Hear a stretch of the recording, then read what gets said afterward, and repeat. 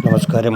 Sharjah റോളയിലെ ഫ്ളാറ്റിൽ യുവതിയെ മരിച്ച നിലയിൽ കണ്ടെത്തിയ സംഭവത്തിൽ ഭർത്താവിനെതിരെ ചവറ പോലീസ് കൊലപാതക കുറ്റം ചുമത്തി കേസെടുത്തു. തേവലക്കര പോലുള്ള പേരെഴുത്ത് ജംഗ്ഷൻ അതിൽ ഭവനിൽ ശേഖരൻ പിള്ളയുടെ മകൾ അതുല്യ ശേഖരനെയാണ് 30 കഴിഞ്ഞ ശനിയാഴ്ച പുലർച്ചെ വീടിനുള്ളിൽ തൂങ്ങി മരിച്ച നിലയിൽ കണ്ടെത്തി. എന്തായാലും ഈ നാട്ടുകാരും അമ്മയും പറയുന്നു കേട്ടിട്ട്. 10 വയസ്സുള്ളൊരു മോളുണ്ട്.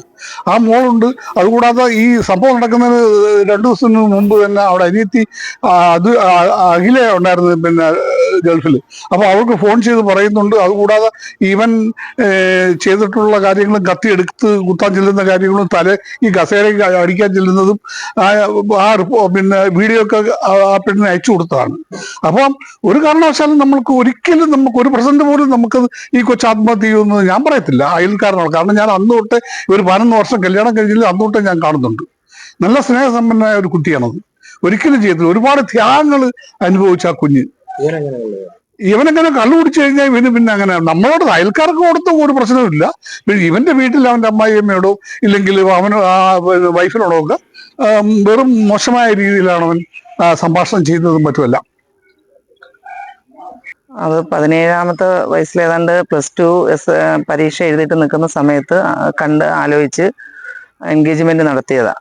അതിനുശേഷം 1 വർഷത്തിന് ശേഷമായിരുന്നു, 18 വയസ്സ് കഴിഞ്ഞതിന് ശേഷമായിരുന്നു. ഇവനെ ഒരിക്കലും വെറുതെ വിടാൻ പറ്റില്ല.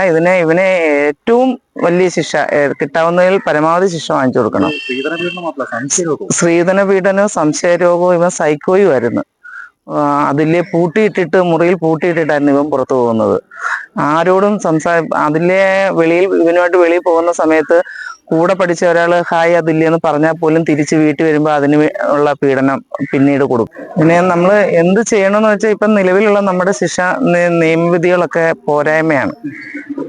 നമുക്ക് ഇതുപോലെ ഇപ്പം നമുക്ക് ഏറ്റവും കൂടുതൽ വിവഞ്ചികയുടെ ആ ഞെട്ടൽ മാറിയിട്ടില്ല. വിവഞ്ചികയും കുഞ്ഞ് മരിച്ച ആ ഞെട്ടൽ മാറുന്നതിന് മുമ്പ് തന്നെ നമുക്ക് തൊട്ടടുത്ത് തന്നെ ഇത് സംഭവിക്കുകയാണ്.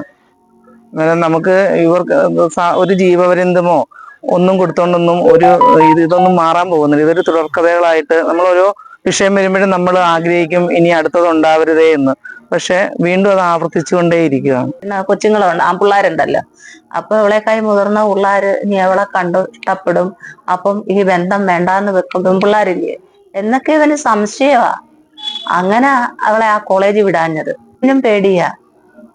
എന്നാലും അവള് ഇടയ്ക്കിടയ്ക്കൊക്കെ തന്റെ വിളിക്കും. ഞാൻ പറഞ്ഞ് നിർബന്ധിച്ച് വിളിപ്പിക്കും. മോടെ അച്ഛനല്ലേ, നമ്മളറിയുന്നില്ലല്ലോ എന്റെ കുഞ്ഞിനെ ഇങ്ങനെ കൊല്ലും.